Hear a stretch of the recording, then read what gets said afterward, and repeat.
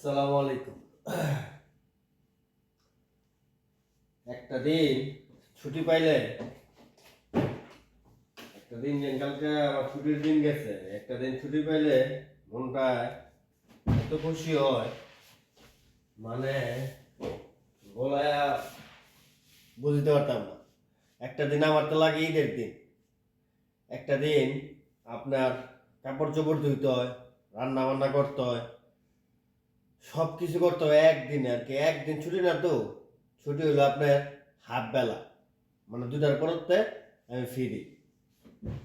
আমরা চিন্তা করি এটা করবো ওটা করবো, মার্কেট করবো, মার্কেটে গিয়ে দেখবো জিনিসপত্র কত দাম, কিন্তু দিন শেষে আর কিছুই করা হয় না। কাপড় চোপড় ধুইতে ধুইতেই সময় জায়গা, কি করবো, সময় তো পাই না ভাই। বিদেশে মাইনছে কয় অনেক সুখ, অনেক ভালো, আয়েন বিদেশে আয় পর রাইয়া দেখেন এমন কোম্পানি আছে কোনো ছুটি নাই, আপনার 12 ঘন্টার ভিতরে 12 ঘন্টা কাম করতে হইব, সাপ্তাহিক কোনো ছুটি নাই।